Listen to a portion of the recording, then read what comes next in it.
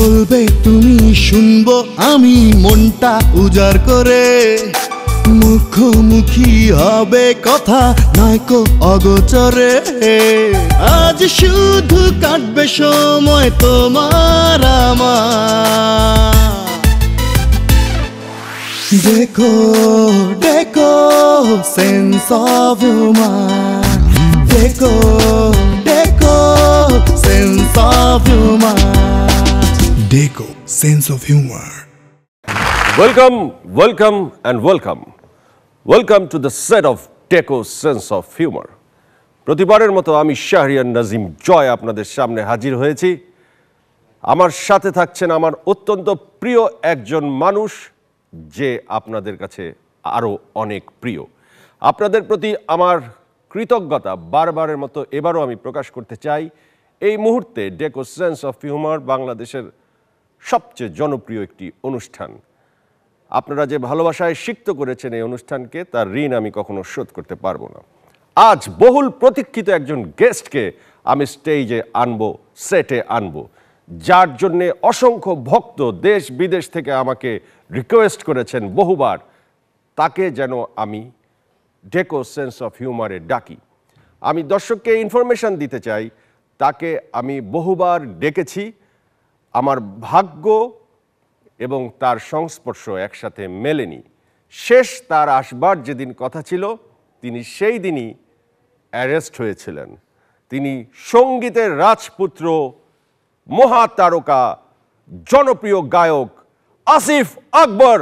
আসিফ ভাই, welcome to the set of ডেকো sense of humour. Thank you ভাই কেমন আছেন? সুপার।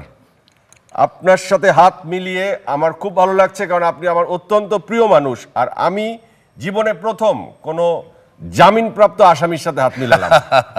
আসামি এখন না, প্রমাণ হওয়ার পর আসামি হবে, এখন হাজতে। ভাই থ্যাংক ইউ। সো আমি কি বসতে পারি? Please Karen. আপনি তো আমাদের সবার প্রিয় তারকা। আপনার গান শুনেনি বাংলাদেশে এমন মানুষ নাই। আপনার গান শুনে অনেকে প্রেমে পড়েছে, অনেকে প্রেম করেছে, স্বপ্ন দেখেছে, স্বপ্ন ভঙ্গ হয়েছে, কষ্ট পেয়েছে, আবার কষ্ট দূরও হয়েছে। সেই ও প্রিয়া তুমি কোথায়, সেই যে যাত্রা শুরু এবং আজকে এই মহা তারকায় পরিণত হওয়া। এবং তারকাদের জীবনের একটি পর্ব থাকে, যেমন ইন্ডিয়াতে এখন খুব সুপার হিট ডুপার হিট ছবি সঞ্জয় দত্ত, তার বায়োগ্রাফির ওপর ছবি নির্মিত হয়েছে। সেই ছবি ইতিহাসের সেরা ব্যবসা সফল ছবি। এবং আমরা সেখানে দেখেছি যে সঞ্জয় দত্তকে জীবনের বহু পথ পাড়ি দিতে হয়েছে, তার ভিতর জেলখানা অন্যতম একটি অধ্যায়। তো আপনি তো সেই জেলখানারই এখন মানুষ। আপনি 10,000 টাকা মুচলেকা দিয়ে জেল থেকে জামিনে বের হয়ে এসছেন। আপনার জেলে থাকবার কথা ছিল এবং বেশ কিছুদিন জেলে ছিলেনও। আমার শোতে যেদিন আসবার কথা তখন আপনি জেলে। সো ভাই, কেমন জীবন জেলের? জেল সুপার, খুব ভালো। এবং সবার একবার জেলে যাওয়া উচিত এবং ফ্যাসিলিটিস নিয়ে যাওয়া উচিত। ওই আমদানি যেটা আছে, বসায় মারবে, সকালে চুল কাটে দেবে, ওই লেভেলে না, আসিফ আকবর লেভেলে জেলে যাওয়া উচিত। তাহলে ভালো লাগবে জেলটা। এটা একটু বলবেন কি বিস্তারিত?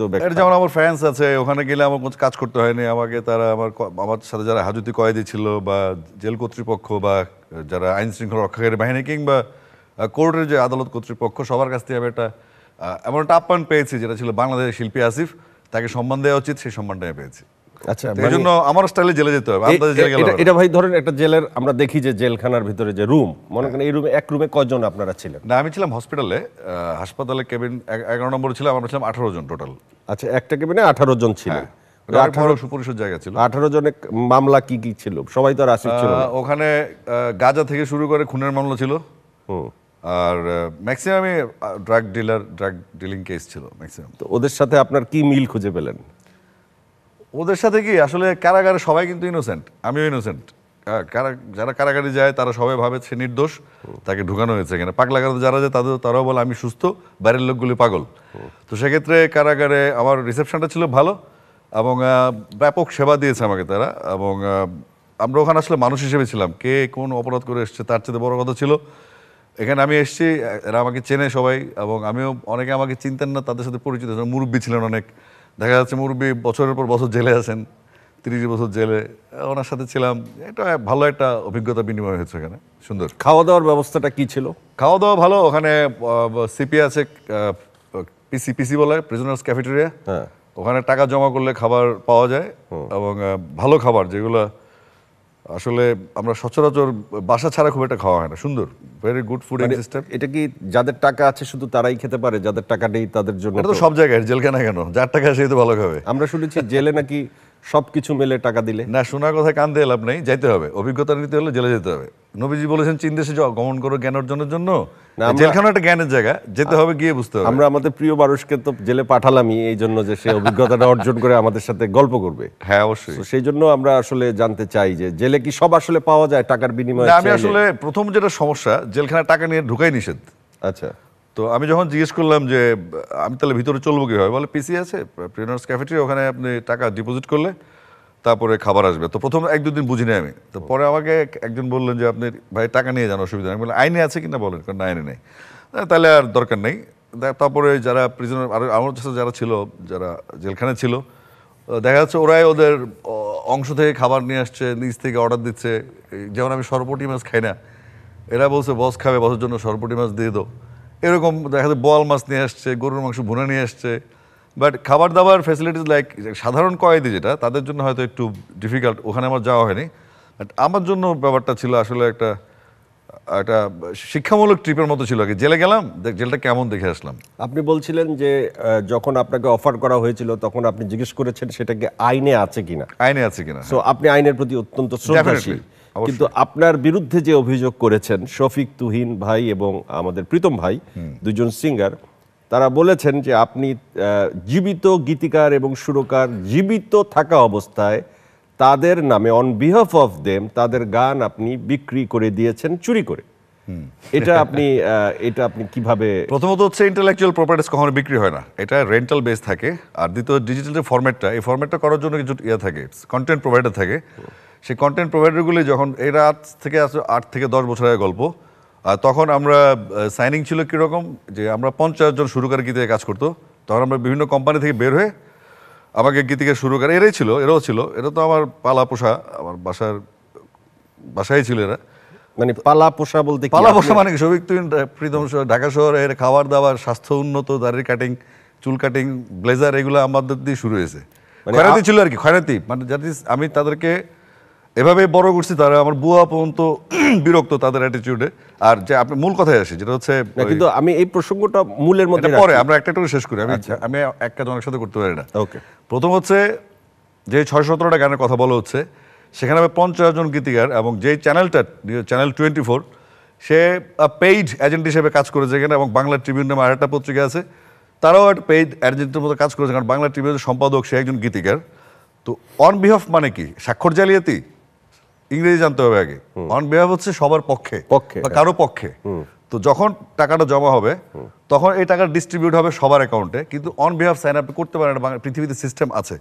বাট সে ফেসবুকে দিয়েছে যে স্বাক্ষর জালিয়াতি, দুস্থ নানান কাহিনী। এখানে স্বাক্ষর জালিয়াতি কিছু নেই। 50 জনের সাইন একটু একটা ঘরে জায়গা হবে না। সুতরাং সবার পক্ষে আমি অ্যাজ এ লিডার তার আগামী নির্বাচন, আপনাকে কি সবাই সেই দায়িত্ব, মৌখিক দায়িত্ব দিয়েছি? অবশ্যই, তারাও দিয়েছিল। তারা এই কথা বলেছে যে মৌখিক বিষয়ের কোনো ভিত্তি নাই। ভিত্তি তো কখনো নাই। ওরা যেমন বাসা ছিল, খাইছে, থাকছে, তাদেরকে ঢাকা শহরে হাঁটা চলা শিখেলাম।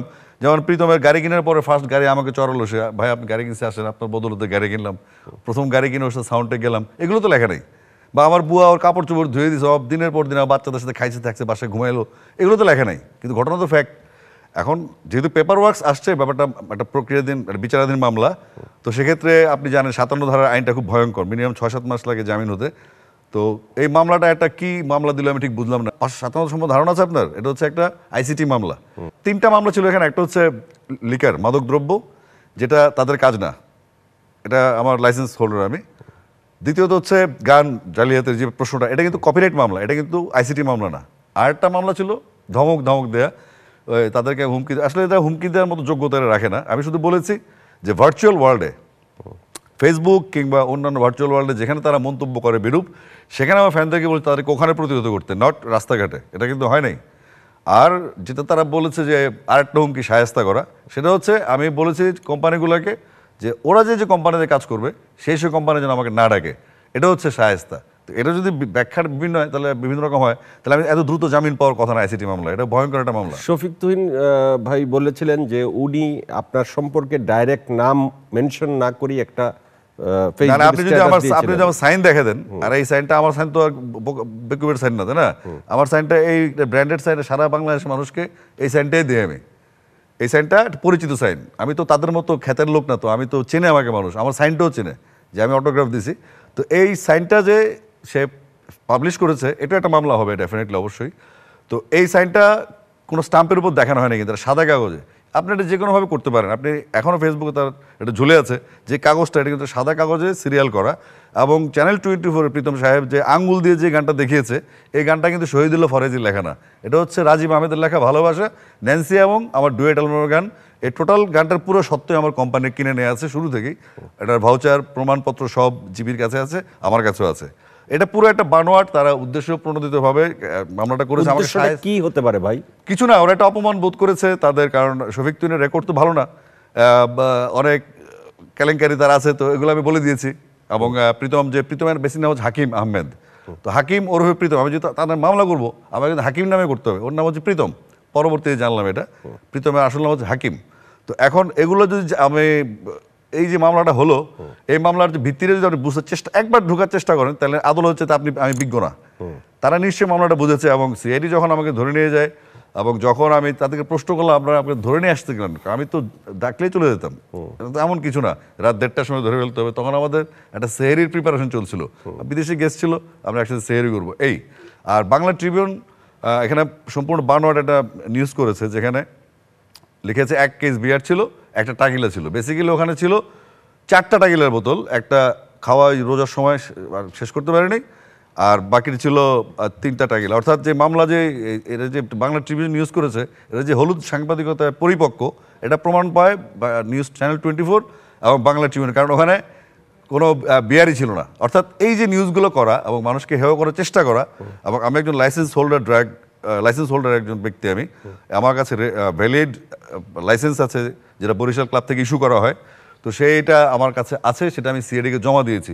কোন আইনে আমাকে, মানে কোন কারণে ধরলেন, এতগুলো মামলা কোন কারণে দিয়েছে? 420 মামলা। তো 420 মামলা তো আইসিটি মামলা, মানে কীভাবে যায় বুঝলাম না। যাই হোক, মাননীয় আদালত তিনি ব্যাপারটা আমলে নিয়েছেন, এবং তিনিও ব্যাপারটা বুঝতে পেরে তিনি সবার সামনে প্রকাশ্যে ঘোষ বলেছেন, আমি আসিফকে চিনি, আমি এই মামলার সময় বুঝি, কিন্তু আমার একটু, যেহেতু মামলাটা একটু অন্যরকম, আমার কিছু বাধ্যবাধকতা আছে মানার, যে কারণে উনি ওনার রায়টা দিয়েছে। এবং জামিন শুনানিতে তাদের কোনো উকিলই ছিল না। ইভেন তো আমি আবার এই মাসের 5 তারিখে হাজিরা দিয়ে এসেছি, সেখানেও তাদের কোনো উকিল ছিল না। তো মামলা করতে হলে কিন্তু উকিল রাখতে হয়। তা আমি আমার কাজ করে যাচ্ছি। আমার ডেট আগামী মাসের 8 তারিখে আবার ডেট, সিআরই যদি রিপোর্ট দেয়, সেই রিপোর্টের উপর ডিপেন্ড করে আমার শাস্তি হবে। আমি ফেস করছি ব্যাপারটা, আমি কোনোভাবে কোনো নেগোশিয়েশনে যাচ্ছি না এখানে। আমি যদি নেগোশিয়েশনের চেষ্টা করতাম, তারা যেমন চেষ্টা করেছে, তারা প্রথম আলোতে বলেছে শফিক যে ও চাইলে বা আমি ইচ্ছা করলে করতে, তাহলে মামলা আপনি রসিকতা করার জন্য করছেন, আমাকে ঢুকে ব্যাগকে, এটা কি টম এন্ড জেরি খেলা? টম এন্ড জেরি খেলা না। আসিফ আকবর কারাগারে গেছে, 5 দিন খেটে আসছে, কোনো ভিত্তি নাই, আদালতে মামলা বিচারাধীন, অবশ্যই এটা শেষ পর্যন্ত শেষ হবে। নেগোসিয়েশন না করার পেছনে আপনার মতো, আপনার যে চরিত্র বা আপনার লাইন আপ যেটা চরিত্রের, আপনি অত্যন্ত স্ট্রং পার্সোনালিটির একজন মানুষ, সেক্ষেত্রে তো আপনি নিশ্চয়ই কোনো না কোনোভাবে তাদের প্রতিশোধ নেবেন। প্রতিশোধের প্ল্যানিংটা কি? প্রতিশোধ নেওয়ার জন্য আসলে সমসাময়িক প্রতিপক্ষ লাগে। রাশিয়া কিন্তু যুদ্ধ করলে আমেরিকার সাথে করবে, ওই বতসোয়ানার সাথে যুদ্ধ করবে না, ওদের সাথে যুদ্ধ করার কিছু নেই। এরা হচ্ছে ছাপোষা, এরা হচ্ছে কোনো রকমে লাইমলাইটে আসছে আমাকে দিয়ে, আমার সাথে লাগতে পারলে ভালো, আমি যদি মারি আরও ভালো, কিন্তু আমি ওখানে যাইনি। আর ফেসবুক লাইভে যেটা বলা আছে সুস্পষ্টভাবে উল্লেখ করা আছে যে 22 মিনিট আমি তাদের নিয়ে কথা বলেছি, সে 22 মিনিটে যদি আপনি ভালো দেখেন তাহলে উত্তর ওখানে দেয়া আছে। উত্তর না পেলে তো আপনি যে বলছেন যে তারা লাইমলাইটে আপনাকে নিয়ে আসছে, শফিক তুহিনের এদের তো গান কোথায় হিট হয়েছিল, যে গানটি শফিক তুহিনের ময়না, আর ময়না তো পরের কাহিনী। এর আগে যে ময়নার মা ছিল, ওটার কি হবে? আমার যে 100 গান, আমার গানগুলো আছে না, সে আমার কুমার শানুর অ্যালবাম, অভিজিতের অ্যালবাম, আমার সলো অ্যালবামে তার গানের শুটিং ভিডিও করে, এগুলো তো 2001 সালের কথা। ময়নার কাহিনী তো সেই 12-13 সালে। তাও যদি আমি রিটায়ারমেন্ট না থাকতাম, এই গানটা আমিই গেতাম, ও আর আসতেই পারতো না এখানে। কিন্তু আর প্রীতমের গান সেম, আমারই গান, যা আছে 10টা গান। আপনাকে একটা জিনিস বুঝতে হবে, যদি তাদের 80টা গান বা 70টা গান আমি সাইন করি, তাহলে আমার গানের সময় কত? 2000। তা আমি কোর্টকে বলেছি যে আপনি কাইন্ডলি ব্যাংকে এবং যে টেলকোগুলো টাকা দিয়েছে, ক্রস করেন, আমার ব্যাংকে টাকা ঢুকলো কিনা বা ওদের ওখান থেকে টাকা বের হলো কিনা, এগুলো চেক করলে বেরো যাবে। এখন মামলা তদন্তনাধীন সিআইডির আন্ডারে, এখন বেশি কিছু বলা যাবে না, কারণ আমিও আমার অফিস নিয়ে কাজ করছি এবং তাদের অফিস নিয়েও তারা কাজ করবে, এটা স্বাভাবিক। যতটুকু আইনের মধ্যে থেকে বলার ঠিক সেটুকু ততটুকু কিন্তু বলবো। আপনাকে নিয়ে নাকি কিছুদিন আগে ন্যান্সিও এই ধরনের অভিযোগ করেছে এক পত্রিকা। ন্যান্সি হচ্ছে কি, ও 6 মাস অসুস্থ থাকে। ন্যান্সির ব্যাপারটা বউ ভালো বলতে পারবে, কারণ আমার মা যদি মারা যায় তার আগে 3-4 দিন আগে আমি তাকে 5 লাখ টাকা লোন দিয়েছিলাম অ্যাজ যে ওর ফ্যামিলি ক্রাইসিস ছিল, এবং সে একটা চূড়ান্ত মিথ্যাবাদী, যেটা আমার বউ সাক্ষী আছে। সে টোটাল ব্যাপারটা আমার বউয়ের সাথে শেয়ার করে, তার ট্যাবলেট খাওয়া নাকি এসব নাটক, তার হাজব্যান্ডের সাথে গন্ডগোল ছিল, এগুলো আমরা বলতে চাই না, কারণ ন্যান্সি বা শফিক তুহিন প্রীতম কিনে আসলে অত সময় নষ্ট করার মতো সময় হয়তো নাই। তবে এগুলার যেভাবে কথাগুলো এসছে, এই কথাগুলো উত্তর দেওয়া হবে অবশ্যই। আমি বেরিয়ে আসছি, ভিতরে থাকি, যেখানে থাকি না কেন উত্তর দেওয়া হবে সবগুলোরই, উইথ ডকুমেন্ট, প্রমাণ সহ কথা বলা হবে। মানে আপনি ন্যান্সিকে বলছেন অসুস্থ? হ্যাঁ, অসুস্থ, মেন্টালি সিক, এবং তাকে অসাধারণ গলার অধিকারী, সেটা কি আপনি? গলা এক জিনিস, মাথা এক জিনিস। গলা আর মাথার সাথে মিল নেই তো। আপনার গলা হচ্ছে, সে তো ভালো গান গায় দেখেই তো আমি তার সাথে পূর্ণাঙ্গ ডুয়েট অ্যালবাম করলাম, এবং পরবর্তীতে সে যে ব্লেম দিয়েছে, যে পরবর্তী কাজ সে বন্ধ করে দিয়েছে। ন্যান্সির কথা মতো আমি চলবো? ন্যান্সির গোনার সময় আমার আছে? বাংলাদেশ সবার সাথে কাজ করতেছি আমি, রুনাপা থেকে শুরু করে আমি গুনি, সবাইকে গুনি, মাথা দেখলে গুনি 1 2 3 4 5, গোনার জন্য সবাই আছে, কিন্তু আমার এস্টিমেটটা কি ওটা বোঝার জন্য আপনার মাথা কাজ করবে না, এটা আমাকে বুঝতে হবে। আপনারা আমি কিভাবে গুনবো? উঁচে লোক উঁচে পছন্দ আছে না, আমার একটা স্টাইল আছে, আপনি তো বললেন প্রথমেই, তো আমার স্টাইলে আমি গুনবো আপনাকে, আপনি কি? আর আপনার স্টাইলে আপনি গুনতে থাকেন, বাংলাদেশে 16,17,000 লোক, অসুবিধা কি? কিন্তু আমরা যতদূর জানি যে শিল্পীরা একটু বিনয়ী হয়, কিন্তু আপনার ভিতর সেই জায়গাটা না, আমি আগুন, আমি যেতে যাবো লহমা থাকবে, আওয়াজ হবে, এভাবে তো মরা মানুষের মতো আমি হাঁটি না। আমি কারো ব্যাকডোরে কাজ করি না, কোনো রকম ওই নীতি কথা বা এই যে পত্রিকা নির্ভর শিল্পী আমি না, যে পত্রিকা ইন্টারভিউ দিয়ে আইনের কথা বললাম, আর গত 46 বছর ধরে দেশে কোনো আইনই নেই কপিরাইটের। আমি যে আন্দোলন শুরু করলাম সেই আন্দোলন আমি জেলে গেলাম, এবং এই আন্দোলনটা আজকে আমার রিটায়ারমেন্টের মাধ্যমে কিন্তু শুরু হয়েছে। আমি যখন 2009-তে রিটায়ারমেন্টে গেলাম for due to this reason, যে একটা সিস্টেম ডেভেলপ করবো, আমি নিজে কোম্পানি ফর্ম করে তারপর আমি আসছি, এবং বাংলাদেশ সবাই একটা সিস্টেমে চলছে, এবং তারা যেই কাজটা করছে সেটা তারা এককালীন গান বিক্রির প্রসিডিউর শুরু করেছে, কিন্তু শফিক তুহিন, এটা হাইবের অ্যালবাম থেকে শুরু হয়েছে, তো এককালীন গান বিক্রি করা তো আর রাইট রেভিনিউর ব্যাপার আসে না, তাই না?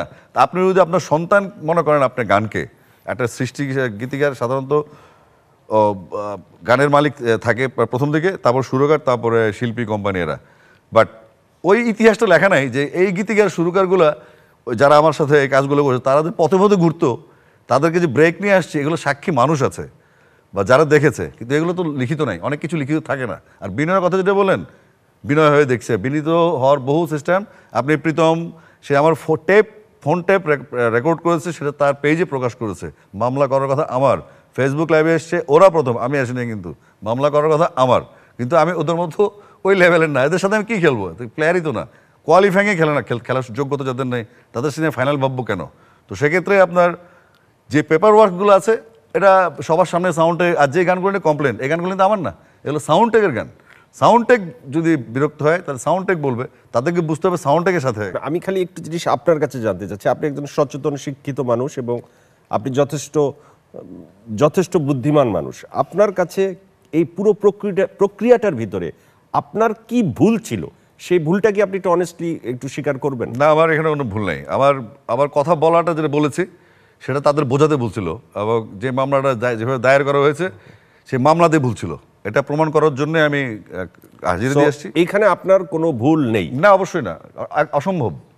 আপনি একদম সঠিক। ডেফিনেটলি যারা আপনার বিরুদ্ধে বলছে তাদের ভুল। আমার বিরুদ্ধে বলবে কেন? ওরা তো ওদের কাজ করছে, বিরুদ্ধের কিছু নাই তো এখানে। ওরা বলছে যে ডকুমেন্টেশনের ব্যাপার, এটা তো আমরা শুনলামই, আমরা পুরো বিষয়টা বুঝলাম যে ওনারা ভুল পথে আছেন। ওনারা ভুল পথে নাই বলে আপনি এখন বাংলাদেশি মিউজিকে 4-5টা টেলকো বাংলাদেশ আছে, তাদের ইন্টারেস্ট ছিল মিউজিকে ইনভেস্ট করবে। সাপোজ আজকে ডেকো, এরা স্পন্সর করাতে কিন্তু আপনার প্রোগ্রাম হচ্ছে, বা অন্য কেউ আসতো, তো এই প্রীতম সমস্ত সিওগুলোকে নিয়ে কোর্টে হাজির করিয়েছে যে তারা অন্যায় করছে। এখন এত হ্যাসেল দেখে কোম্পানিগুলো মিউজিক থেকে ইনভেস্টের বাইরে চলে গেছে এরা। আমরা আজকে 1.5-2 বছর ধরে জিপির কোনো বিল পাচ্ছি না, বা টেলিফোন কোম্পানির বিল হচ্ছে না। এগুলো কেন? এই সমস্ত রিজনে। এই ক্ষতিটা কিন্তু সে, বাংলাদেশের শিল্পীরা তো একটু বর্ণচোরা টাইপের, সবার সাথে সবার একটা ভাব থাকে, আবার পেছনে সবার সবার শত্রুতা থাকে।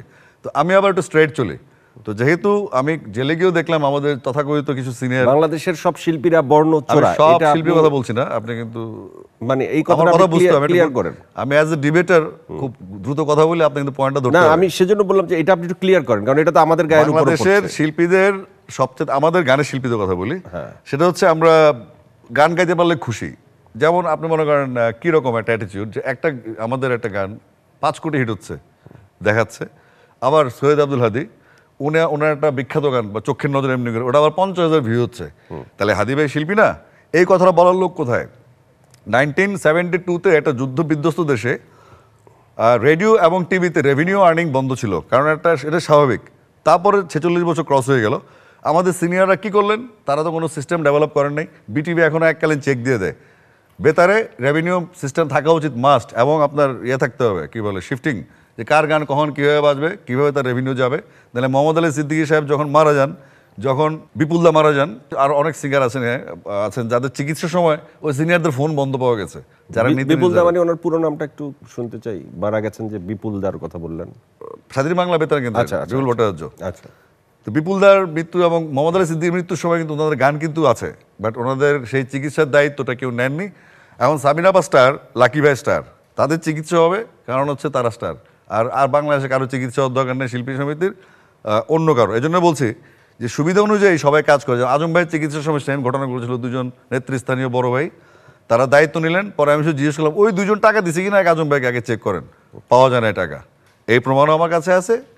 বাংলাদেশের বর্ণ এই যে কথা বলে না, আসিফ ভাই, এই যে কথাটা বলে না, দুইজন কে কে ছিলেন না এটা এখন বলবো না, এটা আপনি যদি ঘটনা পরিক্রমা দেখেন ওই সময় তা তো বের করে ফেলতে পারবো। আপনি আজম তো করেন, আমি সব বলে দিব কেন? আপনি চেক করেন, আপনার কাজ নাই। আমি তো বলে দিলাম ক্লু, আমি তো সব বলে দিলাম কেমনে হবে। তখন আপনি চেক করেন, এবং এই ব্যাপারটা কে ডিল করেছে, এখানে সাংবাদিক জড়িত ছিল, ওনাদেরকে জিজ্ঞেস করেন আসলে ওই দুজন ব্যক্তি কে ছিল এবং তারা বর্তমানে কোথায় আছে, এবং তাদের ফান্ডে তারা টাকা জমা দিয়েছিল কিনা, এবং আজম খানের ফান্ডে ইনফ্যাক্ট কি হয়েছিল, বা লাকি ভাইয়ের ফান্ডে, তো এগুলো আমরা সব জানি। তার মানে চিকিৎসা নিয়ে যে ফান্ডিং হয় সেখানেও একটু জালিয়াতির ব্যাপার থাকে। জালিয়াতির ব্যাপার কি, নাম ফোকাসের ব্যাপার থাকে। 25,000 টাকা দিয়ে আপনি 50 লাখ টাকার কাভারেজ নিচ্ছেন মিডিয়া থেকে। আপনি একজন বয়াতিরে 25,000 টাকা হেল্প করলেন, আপনি একজন বড় শিল্পী, স্বাভাবিকভাবে পত্রিকা আপনি নিউজ করবে, কিন্তু আপনি দিলেন মাত্র 25,000 টাকা। ওই পত্রিকায় যে খরচটা, কালির খরচ, ওইটাই তো ওঠে নেই। তো এগুলো হচ্ছে ফেক নাটক চলে। এখানে কিছু কিছু মানুষ আবার আছেন, যেমন মন থেকে, যেমন মিলু ভাইয়ের জন্য আমরা কাজ করেছি, খালিদ হাসান মিলু ভাইয়ের জন্য, যেমন শওকত আলী ইমন আছেন, বা আমাদের আখি আলমগীর আছেন, যারা মন থেকে কাজ করে আসলে। এবং আমাদের তরুণ প্রজন্ম, যেটা আমার পরের জেনারেশন, যারা এরা ইনকাম করে কম, বাট এদের ইউনিটি অনেক শক্তিশালী। এরা 5,000 10,000 যে কোনো রকম ফান্ড তারা তৈরি করে শিল্পীর সহযোগিতা তারা এগিয়ে আসে।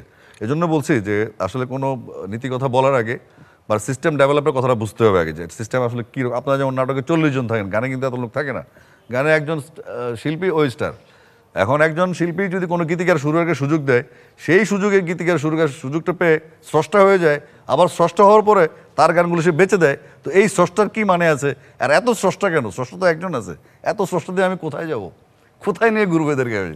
এই জন্য আমার চলাচলের ডিরেক্ট। আর বিনয় যেটা বলছেন, ওটা আমি ফ্রিজে রেখে দিই, খুব যত্ন করে, টাইমলি দেওয়া হবে। আপনার গান তো অনেক মিস করি, যে আপনি এখন যেভাবে আগে গাইতেন, এখন তো সেভাবে এখনো সবচেয়ে বেশি গাচ্ছে আমি। ইদানিং শুরু করেছেন? ইদানিং না, আমি 2015 সাল 14 সাল থেকে শুরু করেছি, এবং সবচেয়ে বেশি গেছে বাংলাদেশ। তাহলে কি বেশি সংখ্যা হচ্ছে কিন্তু জনপ্রিয় হচ্ছে কম, এরকম কি? না না না, আমি তো মার্কেট ডমিনেট করছি, সর্বোচ্চ পেমেন্টে কাজ করছি, তাহলে আমার পিছনে লাইন, প্রোডিউসার লাইন থাকবে কেন? আপনি আমার অফিসে গেলে দেখবেন লাইনে আছে প্রোডিউসার। তার মানে আপনি বাংলাদেশের সর্বোচ্চ পেমেন্ট নেওয়া শিল্পী? সর্বোচ্চ পেমেন্ট, কারণ হচ্ছে এখানে দুটো ব্যাপার কাজ করে, একটা হচ্ছে গানের ভ্যালু, আমার পেমেন্ট, আর পাশাপাশি হচ্ছে আপনার শুটিং একটা কস্টিং। একটা শুটিং করতে গেলে হয়তো ওই আর্টিস্টের অ্যাপিয়ারেন্স, যেমন আমাদের মধ্যে ইমরান বা হাবিব, এরা ভালো, তাহসান, এরা একটা আর্টিস্ট অ্যাপিয়ারেন্স আছে, এরা পাশাপাশি নায়ক হতে পারে। আর তো ম্যাক্সিমাম আসলে আমরা মোটামুটি অলমোস্ট নায়ক হয়ে গেছি সব গায়করা। তো সেক্ষেত্রে কোম্পানি ভাবে যে আসিফ ভাইকে যদি আমি কাজটা করাই বা হাবিবকে দিয়ে কাজটা করে, তাহলে মুফট আমি একটা মডেল পেয়ে গেলাম। তো এভাবে আমাদের গায়করা নায়ক হয়ে যাচ্ছি, একটা পজিটিভ দিক, কোনো খারাপ কিছু না। মিনার কাজ করছে, অনেক নতুন নতুন ছেলেরা কাজ করছে যারা ভালো করছে। তো সেক্ষেত্রে আবার কিছু দেখবেন আমার পত্রিকায় শুধু হাউতাস, ও একটা সিন্ডিকেটই আছে হাউতাস পার্টি, তারা শুধু পত্রিকায়। হাউতাস পার্টির নেতাকে আছে এখন, নেতাই বেশি ওখানে, কাজের লোক কম। দুই একজনের নাম বলবেন? না না, নাম বলবো না, কারণ আপনার মতো একজন সাহসী মানুষ নাম বলতে দ্বিধাবোধ করছেন, এটা তো নাম বলতে দ্বিধাবোধ করছি না, আমি বলতে চাচ্ছি না, কারণ এটা নিয়ে আবার কথা হবে। কথা হোক না, আমরা তো কথা বলার জন্য শিল্পীকে বলেছিলাম তিনি ইহুদি, নাম উল্লেখ করে নেই, উনি প্রীতম সেটে বলে দিয়েছে ইহুদি। তো এখন মুশকিল হচ্ছে, আমি তো কমেন্ট করছি, এই কমেন্টটা আপনি কিভাবে ইস্যু করছেন বা কিভাবে ক্যাশ করছেন সেটা আপনার ব্যাপার। তো আপনি যদি আপনার যদি মিনিমাম জ্ঞান পড়াশোনা থাকে, পত্রিকা পড়েন, তাহলে আপনি আমার কথাগুলো পত্রিকাতে মিলান, তাহলে আপনি জ্ঞানটা মানে আপনার বোঝা যাবে আপনি যোগ্য একজন পাঠক। তাহলে বুঝতে পারবেন। আসিফ ভাই, সবকিছু বলতে হয় না, কিছু কথা বুঝে নিতে হয়। এবং আমি এবং আপনার একটি গান আছে, সব কথা বলে না হৃদয়, কিছু কথা বুঝে নিতে হয়। মেঘের কোলে রোদ। মেঘের কোলে রোদ। আসিফ ভাই, আবার নিন্দুকেরা বলে যে আপনি নাকি কর ফাঁকি দিয়ে, শুল্ক ফাঁকি দিয়ে দামি গাড়ি কিনেছিলেন, না, না। এবং সেই গাড়ি আপনার কাস্টমস ইন্টেলিজেন্স থেকে জব্দ করা হয়েছে। না, এটা একটা ভুল ধারণা। এই যে ওই যে আধা শুনে আধা দূর, গাড়িটা যখন আমি কিনি তখন আমি যখন রিনিউ করতে যাই কুরিয়াতে, বিআরটিএতে, তখন আমাকে একটা চিঠি দেয়, কুরিয়ার চিঠি দিল লিজিংকে, বিআরটিএ লিজিংকে বললো যে এই গাড়িটার পেপারস অবৈধ। তখন আমাকে বলা হলো গাড়ি নিয়ে যাওয়ার জন্য। আমি গেলাম গাড়ি নিয়ে ফেরত আসলাম। আমি লিজিংকে বললাম এই নেন আপনার গাড়ি, কারণ লিজিং তো আমাকে লোনটা দিয়েছে, তারা নিশ্চয়ই যাচাই বাছাই ছাড়া আমাকে লোন দিবে না, 50 লাখ টাকার লোন। তো এখন ওই গাড়িটা যখন ব্যাংক নিচ্ছে না, তখন আমি গাড়িটা যার কাছ থেকে কিনলাম তার কাছ থেকে একটা লিখিত স্টাম্পে লিখিত নিয়ে গাড়িটা আমি ফেরত দিয়েছি। এই প্রমাণ আমার কাছে আছে। তো মানুষ কি বলে সেটা না শুনে আপনি আমার কথা শুনেন, মানুষ নিয়ে এখানে আইসেন না। মানে এখানে মানুষ দুজন আছে তো, এই জন্যই তো আজকে আপনার কথার মাধ্যমে অনেক কিছু ক্লিয়ার হয়ে যাচ্ছে। সে অবশ্যই ক্লিয়ার হবে না। আপনি বলেন যে আরো কি কি ক্লিয়ার করতে হবে, কোনো সমস্যা না, আমি ক্লিয়ারই আছি, আপনি দেখতে পাচ্ছেন না, আপনি এটা ঝাপসা আছে। এটা আমাদের দুর্ভাগ্য, Bad যে luck, আমরা- really bad luck, আমরা really দেখতে bad luck. পাচ্ছি না, কিন্তু আমরা এতটুকু বুঝতে পারছি যে একজন সুপারস্টারের লাইফ যেরকম হওয়া উচিত, আর আপনার শুল্ক গোয়েন্দা life ব্যাপারটা শেষ সেরকমই। করি। সেটা হচ্ছে এই গাড়িটা যখন আমি ফেরত দেই 2013 সালে মালিককে, সে এই গাড়িটা লুকিয়ে রেখেছে সিদ্ধেশ্বর কোনো একটা বাসায়, যেটা গত বছরের মাঝামাঝি সময় শুল্ক গোয়েন্দা ওই সিদ্ধেশ্বরের বাসা থেকে আটক করে, এবং সেটা নিয়ে আমি নিজেও খবর নিয়েছি, কারণ এই খবরটা দিয়েছিল আমার ছেলে। বাবা দেখো তো, এটা আমাদের গাড়িটার নাম্বার মিলে যাচ্ছে। বাবা গাড়ি এখন আমাদের না, গাড়ি এখন আমি জমা দিয়ে দিয়েছি, আমার নোটিশ আছে আমার কাছে, এই মানে 300 টাকার স্টাম্পে লিখিত, যার কাছ থেকে আমি গাড়িটা কিনেছিলাম মনিরুল আলম, সেও ফ্রড ছিল। এবং চিটাং কাস্টমস থেকে যারা গাড়িটা বের করেছে, কার্নেট এক্সপ্রেস ওয়ের গাড়ি, এটা আসলে 6 মাসের বেশি ইউজ করা যায় না। তো আর শুল্ক ফাঁকির ব্যাপারটা হচ্ছে এরকম, শুল্কটা দিবে কে? গাড়িওয়ালা শুল্কটা দিয়ে আমার কাছে আসবে, তাই না? আমার ওই টাকা পেমেন্ট করা আছে। যাক, এটা আপনার কথার মাধ্যমে বিষয়টি ক্লিয়ার হয়ে গেল। যারা ভুল সব ক্লিয়ার, বুঝেছিল। বললাম তো, আপনি ঝাপসা চোখে দেখলে ঝাপসা, আর আমার কথা শুনলে ক্লিয়ার। আপনি তো প্রেমেও জড়িয়ে গিয়েছিলেন অনেক। গান করতে গিয়ে, অনেক। নাটকের কারোর সাথেও প্রেমে জড়িয়ে দীপা খন্দকার বলেন, আপনার বন্ধুর সাথে তো আপনিও তখন আমাকে দুলাভাই ডাকতেন, সেটাও বলেন। এই যে ডাকতেন না দুলাভাই? এই যে আমি কিন্তু নামটা নেই, আপনি নিলেন। এটা তো আমি অফ দ্য রেকর্ডে 2008-এ একটা সিডি বের করেছি, যেটা সিডি 3 লাখ বিক্রি হয়েছে, বলতে সমস্যা নেই। সেটা কি ছিল? অফ দ্য রেকর্ড একটা সিডি আছে আমার, ভিসিডি, যেখানে আমি নিজে বলেছি, নতুন কথা না, 10 বছর আগের কথা বলা, সেটা কি বলেছিলেন? যে আমার জীবনে 4টা প্রেম ঘুরে ফিরে আসছে, আমার দ্বীপারটা ভেসে লেগে গেছিল 2 বছরের জন্য, এটা বলা আছে ওখানে। আপনার উত্তেজিত হওয়ার কিছু নাই, সব বলা আছে এখানে। ওইটা ভেজাল লেগে গেছিল। আপনি তাহলে আমার দুলাভাই ডাকতেন কেন? সাব্বির আমার দুলাভাই ডাকতো কেন? আপনি দুলাভাই ডাকেন না আমারে, তা আপনি জানতেন না প্রেমটা এখন তোলার মানেটা কি? মানুষকে আনন্দ দেয়া, এই প্রোগ্রাম হিট করানো? আগে প্রোগ্রাম হিট হয়ে আছে, আমি অফ দ্য রেকর্ড ছেড়ে দিয়েছি, ডোন্ট ওয়ারি। আমি সময়ের মতো চলি না, আমি সময়ের আগে চলি, সবসময় মাথা রাখবেন। সুতরাং কোনো কথা বলার সময় ডেফিনেটলি তথ্য প্রমাণটা ওই মানুষে বলেছে, অমুকের কাছ থেকে শুনেছি, এগুলো আমার সাথে চলবে না। এই আমার কোর্টে এই ধরনের মনে হয়, হইতে পারতো, কিন্তু, যদি হয়, মনে হয়, হয়তো, এগুলো চলবে না এখানে। এরা ইয়েস অর নট। তো আপনি রাজনীতিতে একটি দলে আপনি আছেন, একটি দল না, বাংলাদেশ জাতীয়তাবাদী দল, বিএনপি। হ্যাঁ, সেখানে আপনার অবস্থান তো নিষ্ক্রিয় বলছে সবাই। সবাই বললে আবার সবাই কেন আসবে এখানে? আমি একটা পলিটিশিয়ান, আমার একটা অবস্থান আছে। আপনি সবাই, আমি যদি লিডার হই, আপনি সবার কথা ধরবেন না, আপনি আমার কথা শুনবেন। আপনি কুমিল্লার মেয়র হতে না চেয়েছিলেন, না আপনাকে না, এটা ভুল ধারণা। মেয়র হতে দেওয়া হয়নি, এটা একটা ভুল ধারণা। অভিমান করে আপনি দূরে এইটা হচ্ছে সরে সব আছেন। অবস্থা হচ্ছে শোনা কথা, চিলের ব্যাপারটা চলে আসে এখানে। জি। কুমিল্লার মেয়র হওয়ার জন্য যেটা ছিল, আমাদের ডামি ক্যান্ডিডেট দিতে হয়, এটা একটা রাজনৈতিক সিস্টেম। কারণ আমি যার পক্ষ নিয়েছিলাম তখন আমাদের ছিল বিদ্রোহী প্রার্থী, কারণ তখন বিএনপি, জামাত এবং আওয়ামী লীগ ঐক্যবদ্ধ প্রার্থী দিয়েছে, তারা আওয়ামী লীগকে সাপোর্ট করেছে। আর আমার ক্যান্ডিডেট সে ছিল বিদ্রোহী প্রার্থী। তাকে যদি বাই চান্স সে ফেলিওর হয়, আমরা ক্যান্ডিডেট দিবই, যে কারণে আমি ডামি ক্যান্ডিডেট হিসেবে মনোনয়ন জমা দিয়ে আবার প্রত্যাহার করে নিয়েছি, এবং তার পক্ষে কাজ করেছি। This is the basic. এই যে আপনি ভুল ধারণাটা ভেঙে দিলেন। আপনার সব ভুল ধারণা, আপনি আর কি কি ভাঙতে চান বলেন। সম্প্রতি আপনাদের একজন নেতা, যিনি আমাদের রাষ্ট্রীয় পদকে ভূষিত হয়েছেন, ন্যাশনাল অ্যাওয়ার্ড পেয়েছেন শ্রেষ্ঠ গীতিকার হিসেবে, উনি বিএনপির সাংস্কৃতিক সম্পাদক, কিন্তু উনি বর্তমান প্রধানমন্ত্রীর কাছ থেকে রাষ্ট্রীয় পুরস্কার পেয়েছেন, জাতীয় পুরস্কার। এই বিষয়টিকে আপনি কিভাবে সাধুবাদ জানাবেন?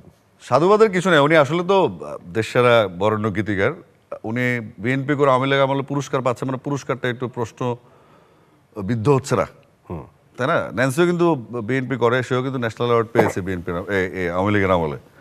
তো এটা তাহলে পুরস্কারকে একটু প্রশ্নমুক্ত করা হয় আর কি।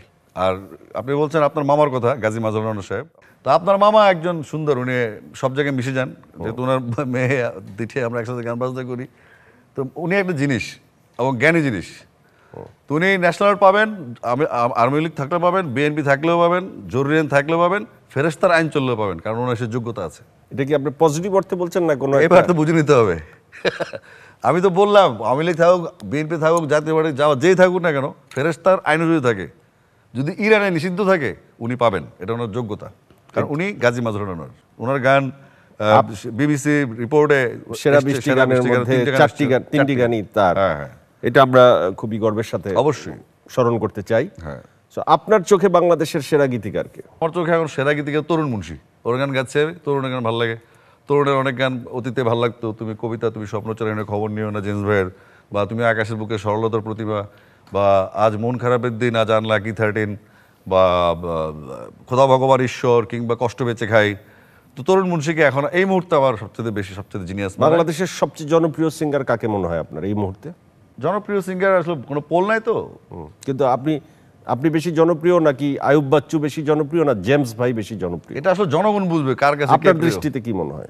আমার একটা ফ্যান লেভেল আছে যারা আমাকে পছন্দ করে, এটা নিয়ে আমি স্যাটিসফাই আছি যে আমাকে মানুষ পছন্দ করে। এবং কারাগারে যাওয়ার পরে আপনি যে জেমস ভাই থেকে পিছিয়ে আছেন এটা নিয়ে কোনো দুঃখবোধ আপনার নাই? জেমস ভাই তো আগানো, জেমস ভাই সুপারস্টার বাংলাদেশে, জেমস ভাই একটা ইন্টারন্যাশনাল স্টার।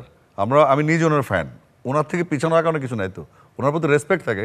কারণ বাংলাদেশের জেমস ভাইয়ের পরে জেমস ভাইয়ের তথ্য আমরা পেয়ে গেছি। জেমস ভাইকে ভালো লাগে। জেমস ভাই কেন, একটা আর্টিস্ট, একটা রকার, উনি শো করছেন, সুরে গাচ্ছেন, এবং ওনার বিষয়ভিত্তিক কিছু গান আছে যেগুলো আমরা ছেলেবেলা গেয়ে বড় হয়েছি, আসলে কভার করে বড় হয়েছি।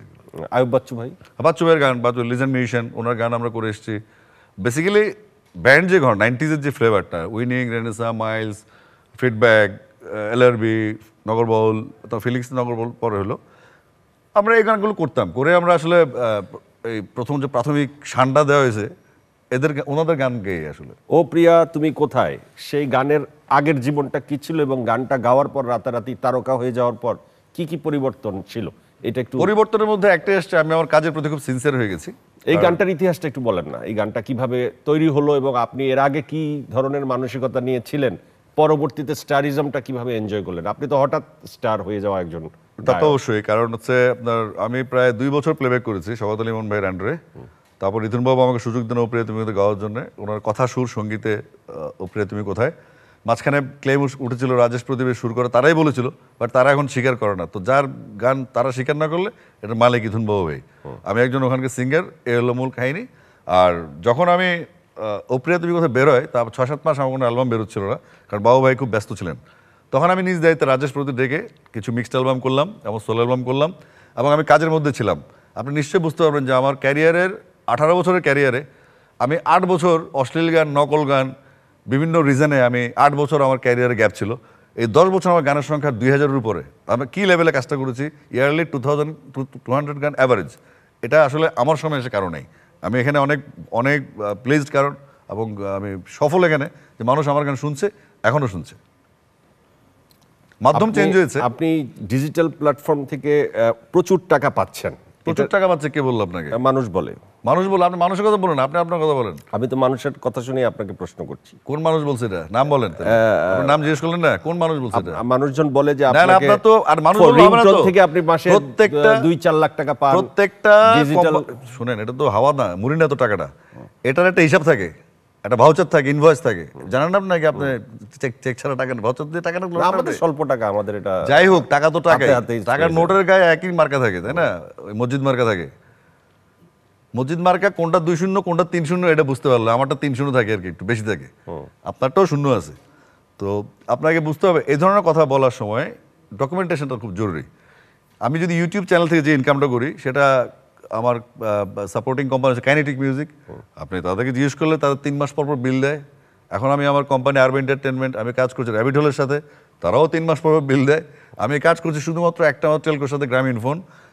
ওগুল ভচর আমার কাছে আছে, মানুষের কথা দিয়ে কাজ হবে না। আপনি 3 মাস পর পর এই 3টি কোম্পানি থেকে নিয়মিত টাকা আপনি পাচ্ছেন। না 3টি সেক্ষেত্রে তো কোম্পানি আপনারা প্রচুর টাকাই আমি কিন্তু পাচ্ছেন। স্পেসিফিক করলাম যে গ্রামীণ ফোনের ব্যাপারটা ছিল এরকম, আমার সাথে 2014 সালে তারা একটা এক্সক্লুসিভ চুক্তি করে, যেটা শুধু আমার সাথে আছে, বাংলাদেশ আর কোনো শিল্পীর সাথে নেই। সেটা হচ্ছে আমি গান গাবে এক্সপ্রেম নামে একটা অ্যালবাম ছিল, বাংলাদেশে প্রায় 140টা প্রযোজনা প্রতিষ্ঠান এট এ টাইম এটা মার্কেটিং করেছিল। তখন অবশ্য সিডির বাজার অলমোস্ট শেষ। তো সেক্ষেত্রে জিপির সাথে একটা এক্সক্লুসিভ আমার চুক্তি ছিল, যেটা আমার গানগুলো তারা প্রমোট করবে এবং আমার একটা অ্যামাউন্ট আসবে। তখন ভালো টাকা আসতো। এবং ইন্টারেস্টিং হচ্ছে, আপনি জিপি থেকে যে টাকাগুলো পাবেন সেখানে 15% ভ্যাট উৎসে করে হিসেবে কেটে নেওয়া হয়, আর 6% ট্যাক্স কেটে নেওয়া হয়। অর্থাৎ আমি যদি 100 টাকা পাই, তাহলে হাতে আমার কাছে 79 টাকা। টোটাল যদি 200 টাকা হয়, ওরা রাখবে 100 টাকা, আর আমাকে দিবে 79 টাকা। 79 টাকার মধ্যে আমার আবার রেভিনিউ সিস্টেম আছে গীতিকার শুরু করে যারা আমার সাথে কাজ করে। তো এগুলা সব বিল আছে, এগুলা হাওয়া থেকে আসে। আপনি ভয় পাচ্ছেন কেন? আমি তো ইনকাম ট্যাক্স বা দুদকের লোক না না না, আমি তো ভয় পাই না। আমি জীবনে আরেকটা জিনিস আপনার মাধ্যমে আরেকটা জিনিস ক্লিয়ার করে দর্শকদেরকে, আমার লাইফে দুটো জিনিস নেই, ভয় আর টেনশন। এগুলো আমি কেয়ারই করি না, আমি ভয় পাই না, টেনশনও নেই। আমার 7 বছরে আমার দেওয়া হয় নাই, ট্যাক্স রিটার্ন জমা দেওয়া নেই। আমি বলে যাচ্ছি আপনাকে, এরা হয়তো আসবে, মামলা হচ্ছে চলছে, আমি ট্যাক্স আগামীকাল জমা দিব। 7 বছর আমি ট্যাক্স রিটার্ন জমা দিই না। এটার পিছনে একটা রিজন নিশ্চয়ই আছে, এটা আপনাকে বলে গেলাম, ভয়ের কিছু নেই এখানে। এখন আসিফ ভাই, আমি কয়েকটা নাম বলবো, আপনি নামের পাশে বিশেষণ বসাবেন। আখি আলমগীর, সুপার সুপার, এটা ভালো একটা কারণ হচ্ছে যে আপনি তার সাথে মিউজিক ভিডিও করছেন ইদানিং, এবং ইদানিং না, ইদানিং তো ইদানিং ভালো হচ্ছে, আপনি বলতেছেন যে খুব ভালো। এর আগে থেকে সে ভালো, কারণ এই যে শিল্পীদের পেছনে যে মানে ফান্ডিং রে, আখির উপরে কেউ যেতে পারে না এখন পর্যন্ত। She is the best. Nancy, Nancy অসুস্থ, একটু সেক।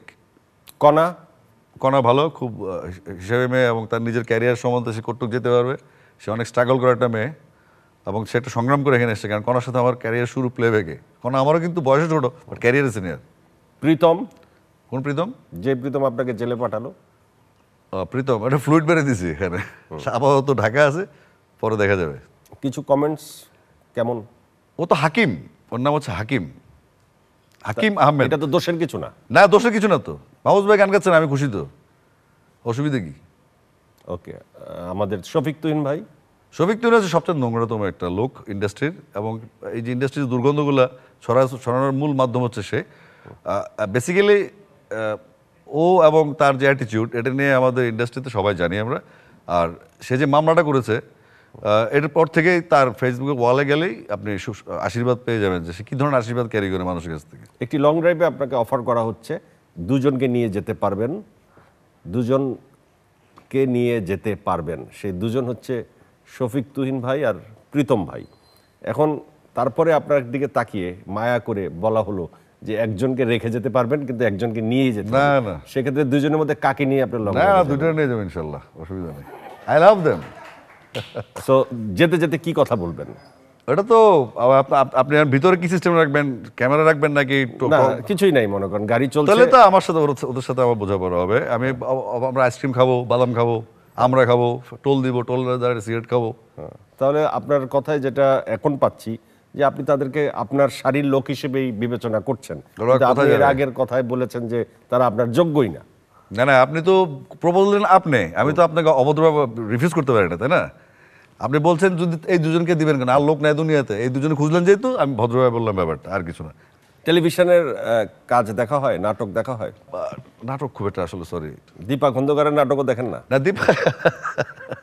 দীপা দেখি, মাঝে দেখা হয়, দেখি মানে কি ওর চ্যানেল ঘুরতে ঘুরতে যদি পাই তাহলে ফিক্স থাকি। দীপার সাথে যখন আমি অভিনয় করি কিংবা অন্য কেউ অভিনয় করে, তখন কি আমাদেরকে আপনি হিংসা করেন? প্রশ্নই আসে না। Andrew Kishore, the living legend, উনি প্লেব্যাকের সম্রাট, এটা বেতাজ বাদশাহ নয়। Habib Wahid, he is the best composer, কারণ বাংলাদেশে হাবিব নতুন একটা সাউন্ড নিয়ে এসছে। রিপন খান। রিপন ভাই আমাদের মুরব্বী, এবং আমাদের জিঙ্গেলের একটা বেতাজ বাদশাহ উনি। তো আপনার সবচেয়ে প্রিয়, এর পরের জেনারেশনে আপনার সবচেয়ে প্রিয় কে?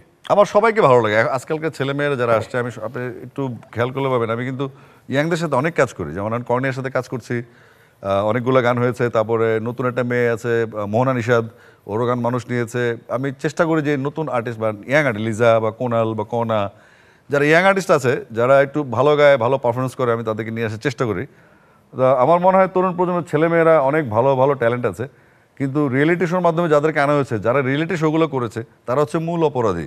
কারণ তারা রিয়েলিটি শোর মাধ্যমে বিজনেসটা করলেও পরবর্তীতে তাদেরকে নার্সিং করেনি, এদেরকে ছেড়ে দিয়েছে রাস্তাঘাটে। তো এখন এই ছেলেরা গার্ডিয়ানশিপ যতটুকু দরকার আমি দিয়ে থাকি, ফ্রি কনসালটেন্সি। এরা আমাকে ভালোবাসে, আমার কথা শুনে, এবং কোনো ঝামেলা পড়লে আমাকে জিজ্ঞেস করে। পৃথিবীব্যাপী সেরা চলচ্চিত্র আপনার দৃষ্টিতে কোনটি?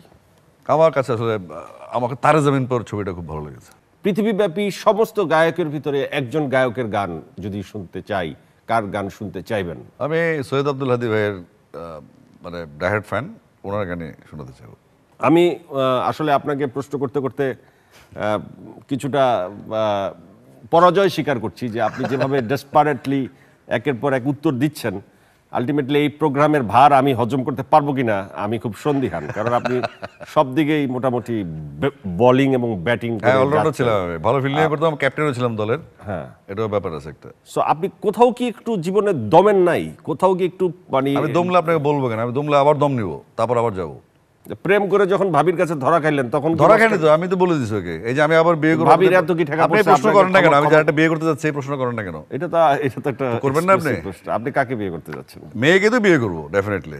কোনো মেয়েকে, ছেলেকে তো বিয়ে কোনো করবো না। মিডিয়ার কাউকে? না, মিডিয়ার কেউ না, বাইরের কাউকে? সো এটাও জানি না। আসিফ আকবর আরেকটি বিয়ে করতে যাচ্ছেন, যিনি ভাবি এইভাবেই থাকছেন। ডিভোর্স সংসারের লোক বাড়বে। রুমি ভাইকে দেখেছি সে দুই বউ মেনটেন করতে। কোন রুমি ভাই? আমাদের ড্রামার রুমি ভাই, আরিফিন রুমি। না না, ওর তো জেলে গেছে, ডিভোর্স বকর চকর কাহিনী আছে, আমার এগুলো নেই। আমি তো ঠিক ইনফরমেশনই শেয়ার আমার করছি তো আপনার সুলতান সাথে। টাইপের হবে আর কি একটা। মানে আমি আরিফিন রুমির নাম নিচ্ছি, এটা তো ঠিকই আছে, দুই না, বিয়ে ঘটনা উনি ঠিক করেছেন। আছে। তো আপনি এরকম দুই বিয়ে করতে যাচ্ছেন? আমি তো পৃথিবীর একমাত্র পুরুষ লোক না দুই বিয়ে করতে যাচ্ছি। না, আপনি একমাত্র না, আপনি তারপরও প্রথমটার পর দ্বিতীয়টা সাহস করছেন। তৃতীয় হইতে পারে, চতুর্থ হইতে পারে, ডিপেন্ডস অন। তো আপনার এই সুলতানি জীবনের পেছনের মর্ম কি? মানে আপনি কি? এটা আমার একটা নিজস্ব স্টাইল আর কি, একটা সবার আছে না আপন আপন ফান্ডা। আমার এরকম, আমার এখন ইচ্ছা, আমার ভবিষ্যৎ কি আমি দেখতে পাই, আমার ভবিষ্যৎ কি দেখে আমার মনে হচ্ছে বিয়ে করা উচিত একটা। এই কারণে কি আপনি আরেকটা বিয়ে করছেন? না না, এটাও ঠিক না। এটা হচ্ছে আমার মনে হচ্ছে বিয়ে করার দরকার। আমার ছেলেরা বড় হয়ে যাচ্ছে, ওরা বিয়ে করার আগে আমাকে বিয়ে করতে হবে, তাহলে পরে আবার ওরা বিয়ে করে আমি ঝামেলা পড়ে যাবো। Very nice. আপনি আপনার থেকে আসলে দেশ ও জাতির অনেক কিছু শেখার আছে। তো আপনি কাকে কাকে বদমাশির সাথে জড়িত মনে করছেন? যারা বিয়ে বহির্ভূত বদমাশি করে তাদের কারা তারা? নাম দু একটা বলেন। শাহরিন নাজিম জয় হতে পারে। শাহরিন নাজিম জয় একটা নাম, আর বাকি নাম কয়েকটা শুনছি। আমার শালা আসরা একটা সাব্বির, মীর সাব্বির। ধরলে তো এই দুটোরও ধরবো, আর তো কারো ধরবো না। আপনি মীর সাব্বিরকে প্রকাশ্য শালা বলছেন, আমি কিন্তু একবারও এই বিষয়ে এটা আপনার প্রতিবাদ জানাই। তখন দুলাভাই তো আমার দুজনে ডাকতো। বিদেশে যে একসময় প্রচুর শো করতেন, এখন কি সেই? না, আমি আসলে কখনোই প্রচুর শো করতাম না। আমি সবসময় সফটস্টিকেট শো করতাম, আমি সবসময় মিউজিশিয়ান নিয়ে যেতাম। আমি এখনো বিদেশে শো করলে আমার মিউজিশিয়ান নিয়ে যাই। আর আমাদের দেশের শিল্পীদের ট্রেন্ড হচ্ছে নিজে টিকিট কাটতে পারলে চলে যায়, মিউজিশিয়ানের দরকার নেই। তো সেক্ষেত্রে আমার শো আসলে খুবই কম। Thank you very much Asif ভাই। Thank you so much. মানে আমি মুগ্ধ এবং আমি আজ হেরে গেলাম আপনার কাছে। না, হারার কিছু আপনি নাই। সুদর্শন এবং আপনার সাথে মানে আসলে একজন নায়ক আপনি। প্রত্যেকটা পরাজয় একটা শিক্ষা নিয়ে আসে, আমি আশা করি আপনিও শিখে যাবেন কিছু। মানে কি শিখতে হবেই। মানে এই প্রথম আমি কারো কাছে টায়ার্ড হয়ে গেলাম, যে না, আমার মনে হচ্ছে যে না, আমি আসলে হেরে গেলাম। তবে আমি হার জিতের জন্য এখানে প্রোগ্রাম করি না, আমি আসলে চাই যে দর্শক ইনফরমেশন গুলো যেগুলো জানে ওনারা আরো পোক্তভাবে তার সঠিক ইনফরমেশন, এবং এগুলো বলা উচিত। কিন্তু আসলে মানুষ মিডিয়ার বাইরে অনেক আমাদের নিয়ে অনেক কথাবার্তা বলে, কল্পনা অনেকে আছে বাপ্পা তুলে গালিগালাজ করে। তো এটা আসলে ঠিক না। কোনো অপরাধ প্রমাণিত হওয়ার আগে অপরাধী বলা যাবে না। আমরা কিন্তু বলে ফেলি, এটা কিন্তু একটা অপরাধ। তো সুতরাং আমাদেরকে সবাই কনসার্ন হতে হবে। ফেসবুক তো এখন হয়ে গেছে বাজার, একটা রাজগঞ্জ বাজার হয়ে গেছে, যে যার মুখে যা আসে বলে দেয়। যেভাবে কথা বললেন ঠিক এইভাবে এই শোতে শামীম ওসমান ভাই কথা বলে হ্যাঁ, গেছেন। ওনাকে আমার ভালো লাগে আসলে, উনি অনেক বোল্ডলি কথা বলেন এবং ওনার প্রোগ্রামটা আমি দেখেছি। খালি বলেন আপনার বয়স কত? 46+। মিথ্যা বললেন, ক্ষমা জানো? জন্মের পর থেকে আপনাকে দেখে আসতেছি। ওকে, আমরা রিয়েলটা বলবো না, চলেন আপনাকে এগিয়ে দিয়ে আসি। Thank you so much. Thank you very much Asif ভাই।